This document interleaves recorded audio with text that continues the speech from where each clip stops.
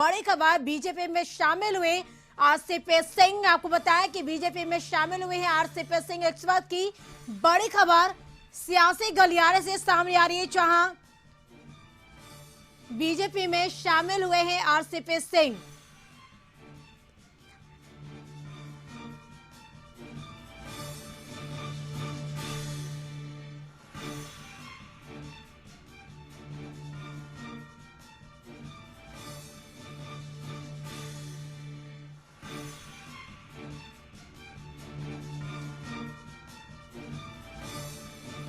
तो आपको बता दें इस वक्त की बड़ी खबर, जो आरसीपी सिंह बीजेपी में शामिल हो गए और दिल्ली में बीजेपी में शामिल हुए। दिल्ली बीजेपी मुख्यालय में सदस्यता ली है। वही आपको बता दें कि बीजेपी राष्ट्रीय अध्यक्ष जेपी नड्डा सहित कई केंद्रीय मंत्री इसमें मौजूद रहे। आपको बताया कि बीजेपी में शामिल हो गए हैं आरसीपी सिंह। इस वक्त बड़ी खबर सियासी गलियारे से सामने आ रही है, जहां दिल्ली बीजेपी मुख्यालय में आरसीपी सिंह ने सदस्यता ली है। केंद्रीय मंत्री धर्मेंद्र प्रधान ने शामिल कराया है बीजेपी में। इस वक्त बड़ी खबर टीवी स्क्रीन पर आपके सामने सियासी गलियारों से बीजेपी में शामिल हुए हैं आरसीपी सिंह। आपको बता दें कि दिल्ली बीजेपी मुख्यालय में पार्टी की सदस्यता ली है। तो वही आपको बताया कि जेडीयू के पूर्व राष्ट्रीय अध्यक्ष हैं आरसीपी सिंह, और ये भी आपको बता दें कि मोदी मंत्रिमंडल में केंद्रीय मंत्री भी रह चुके हैं आरसीपी सिंह। और इस वक्त बड़ी खबर आपको बता रहे टीवी स्क्रीन पर, जहां बीजेपी में शामिल हुए हैं आरसीपी सिंह। वही दिल्ली बीजेपी मुख्यालय में आरसीपी सिंह ने सदस्यता ली है।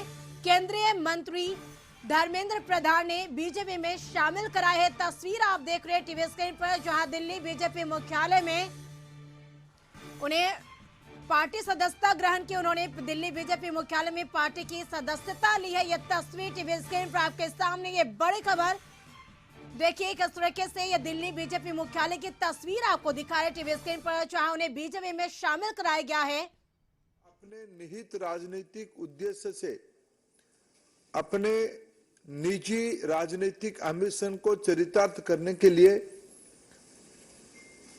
बिहार की मौजूदा मुख्यमंत्री नीतीश कुमार जी बार बार उस पे पीछे से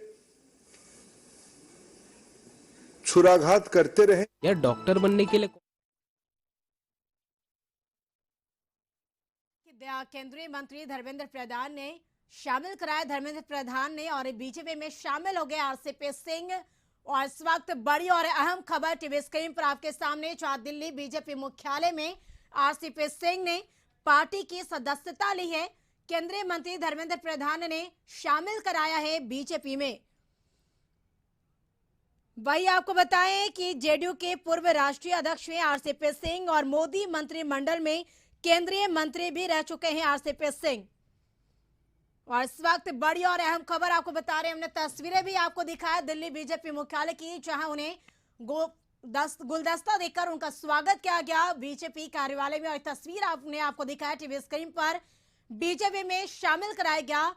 दिल्ली बीजेपी मुख्यालय में आरसीपी सिंह ने पार्टी की सदस्यता ली। केंद्रीय मंत्री धर्मेंद्र प्रधान ने शामिल कराया है बीजेपी में। तो वही बीजेपी में शामिल हुआ आरसीपी सिंह। आपको बता दें कि केंद्रीय मंत्री धर्मेंद्र प्रधान ने पार्टी में शामिल कराया। दिल्ली बीजेपी मुख्यालय में पार्टी की सदस्यता ग्रहण की।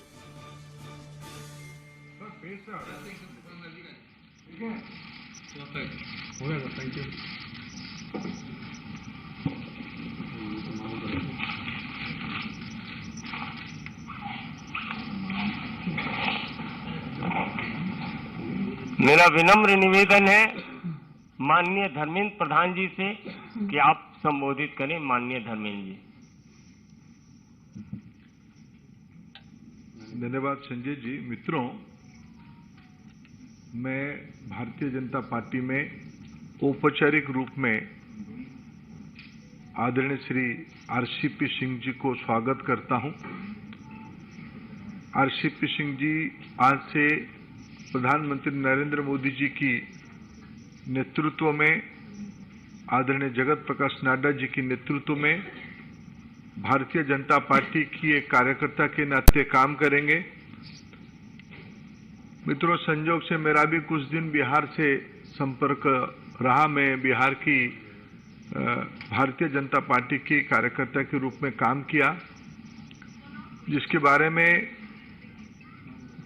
संजय जी ने उल्लेख किया। बिहार में एक कानून की राज स्थापित हो, बिहार में विकास हो, बिहार में महिलाओं की सुरक्षा बढ़े, नागरिकों की सुरक्षा बढ़े, नौजवानों को अवसर मिले, इस प्रकार की राजनीतिक मुद्दे पे अटल जी की मार्गदर्शन में, स्वर्गीय जॉर्ज फर्नांडिस की मार्गदर्शन में एक राजनीतिक गठबंधन हुई थी। आज की बिहार को पटरी में रखने के लिए उस गठबंधन की बड़ी भूमिका रही। कई दिनों तक हम लोगों ने उस एक्सपेरिमेंट को चलाया, लेकिन उस एक्सपेरिमेंट को अपने निहित राजनीतिक उद्देश्य से, अपने निजी राजनीतिक एम्बिशन को चरितार्थ करने के लिए बिहार की मौजूदा मुख्यमंत्री नीतीश कुमार जी बार बार उस पे पीछे से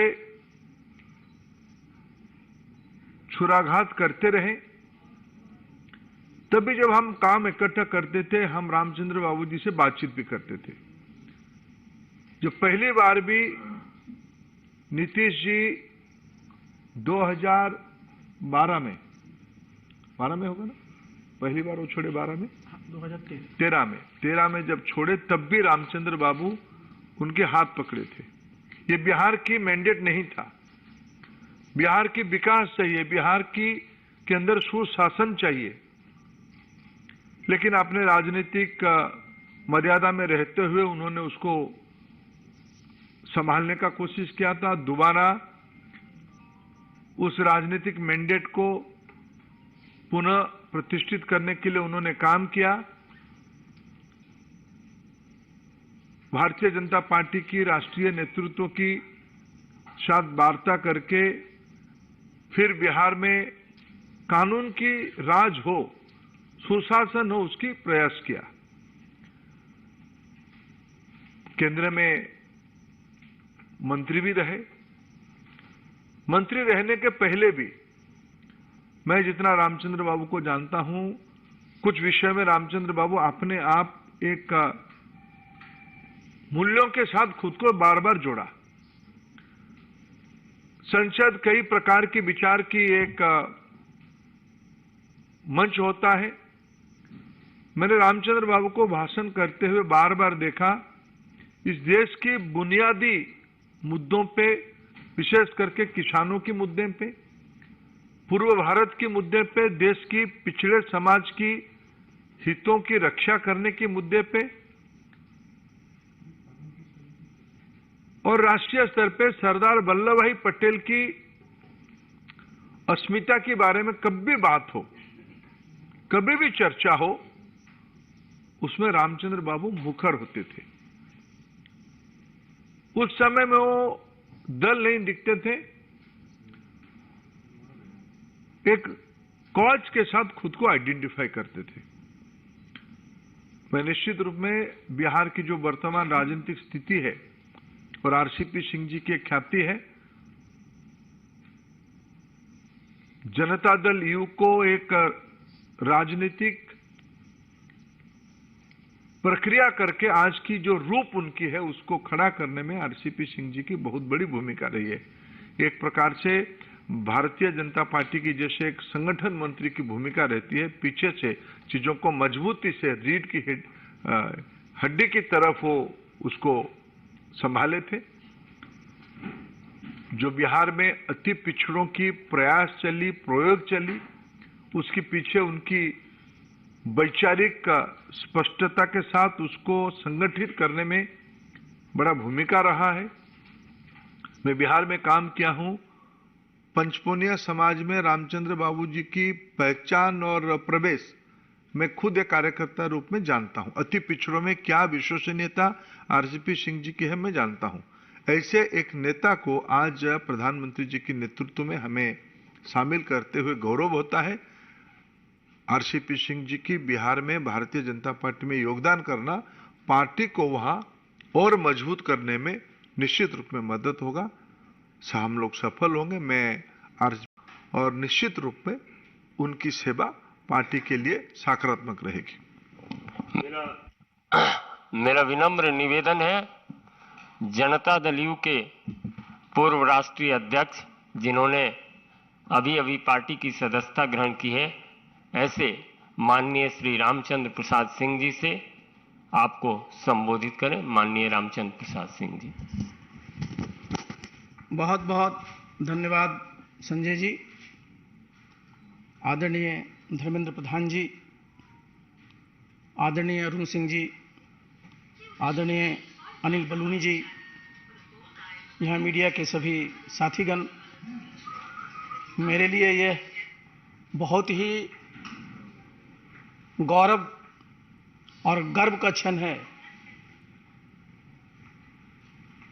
कि आज मैं भारतीय जनता पार्टी की सदस्यता ग्रहण किया हूं। इसके लिए सबसे पहले तो मैं माननीय प्रधानमंत्री जी को, पार्टी के राष्ट्रीय अध्यक्ष आदरणीय नड्डा जी को, गृह मंत्री आदरणीय अमित शाह जी को, और जिनके हाथों से आज मैंने सदस्यता ग्रहण किया, आदरणीय धर्मेंद्र प्रधान जी के प्रति आभार प्रकट करता हूं कि मुझे आज यहाँ उन्होंने सदस्यता ग्रहण करवाया। और मैंने इसलिए अपना बताया कि गौरव की बात है कि आज आप देखिए, विश्व की सबसे बड़ी आबादी का देश भारतवर्ष है, सबसे बड़ा लोकतंत्र भारतवर्ष है, और इस भारतवर्ष में सबसे बड़ी जो पॉलिटिकल पार्टी है, जो राजनीतिक दल है, वो भारतीय जनता दल है, भारतीय जनता पार्टी है। और इसकी सदस्यता ग्रहण करने में सचमुच अपने आप में एक गौरव महसूस होता है। और जितनी बात कह रहे थे अभी धर्मेंद्र जी, अभी मैं सुन रहा था, रोज मैं सुनता रहता हूं, आज भी आप सुनते रहते हैं, जो हमारे बोलते हैं कि देश में कोई काम नहीं हो रहा है। हमने कई बार उनको आईना दिखाने की कोशिश की कि अगर कोई काम नहीं हो रहा है तो नीतीश बाबू ये बताएं कि आज भारतवर्ष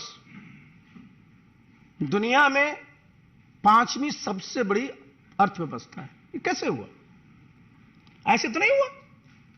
आज अभी मैं आया यहां, उसके पहले मैं देखा मुंबई में उनका प्रेस कॉन्फ्रेंस चल रहा है, बड़ी बड़ी बातें कर रहे हैं। गए किस काम के लिए? जरा सोचिए कि देश कहां चला गया और बिहार आज भी कहां। पहले क्या बात करते थे वो? जब भी उनके पास जाइए कहेंगे मैं बिल्कुल क्राइम के खिलाफ हूं, करप्शन के खिलाफ हूं। उनको सी शब्द से बड़ा प्रेम रहता है, लेकिन सी से चेयर भी होता है, तो कुर्सी के लिए ही आजकल सब काम में लगे। आप बिहार में चले जाइए साहब, बता रहे थे धर्मेंद्र जी कितनी मेहनत की गई थी जब 2005 में सरकार बनी थी एनडीए की, किस प्रकार से वहां कानून का राज स्थापित किया गया था, किस प्रकार से सब व्यवस्था की गई थी। और आज बिहार में जाइए सब तार कतार हो गया। 2005 से भी बुरी स्थिति होगी कैसे नहीं साहब? आप एक मुख्यमंत्री का नाम बता दीजिए पूरे देश में जो 3 दिन में 3 प्रदेश में है। एक दिन उड़ीसा में, दूसरे दिन झारखंड में, तीसरे दिन महाराष्ट्र में। किस काम के लिए है? बिहार की जनता ने उनको मैंडेट दिया था, बिहार को विकसित प्रदेश बनाएंगे, बिहार में जो बेरोजगारी है उसको खत्म करेंगे, बिहार के जो बेरोजगार नौजवान हैं उनको नौकरी देंगे। और आप लगे हुए कहां हैं?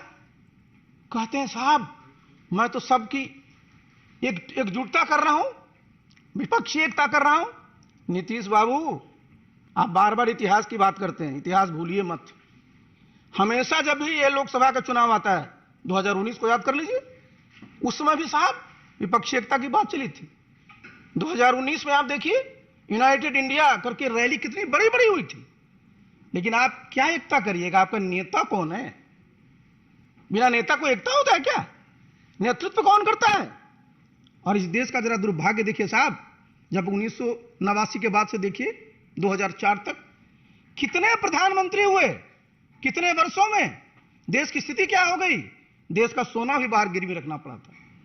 और आज भारत G20 का प्रेसिडेंट है, मैंने जैसे पहले भी कहा, 5वीं आर्थिक पावर है और प्रधानमंत्री जी ने इस देश की एक पहचान दुनिया में दिया है। तो ये गौरव का सबके लिए विषय है। लेकिन किस काम में लगे हुए? बिहार को आगे नहीं ले जाना है, बल्कि जो मैं बार बार कहता हूं कि लोग उनको बोल देते हैं पीएम। तो मैं इस बात को कहा था कि नीतीश बाबू अब पीएम थे, पीएम है और पीएम रहिएगा। लेकिन पीएम का मतलब क्या होता है? पी मतलब पलटी, एम मतलब मार। पहचान क्या बनी है? बताइए साहब, कितने बार आपने विश्वासघात किया है? तो ऐसे साहब समाज का और देश का कल्याण नहीं होता है। तो मैंने इन सब चीजों के मद्देनजर मैंने तय किया कि मैं उस पार्टी का, मैं राष्ट्रीय अध्यक्ष भी था, बिहार में उस पार्टी को मैंने गांव गांव तक पहुंचाया, जितने बूथ है वहां तक पहुंचाया। आज क्या स्थिति है? सब जितने कार्यकर्ता हैं सब हमसे पूछते हैं सर कुछ निर्णय लीजिए। आज निर्णय हुआ है, आप देखिएगा बिहार में नीतीश बाबू का कुछ नहीं बचेगा जी। अपने रहेंगे, उनके राष्ट्रीय अध्यक्ष रहेंगे और जिसको मैं भुंजा पार्टी कहता हूं वो रहेंगे। बाकी सारा का सारा बिहार चाहता है कि केंद्र में जिस प्रकार से आदरणीय नरेंद्र मोदी जी देश के गरीब लोगों के लिए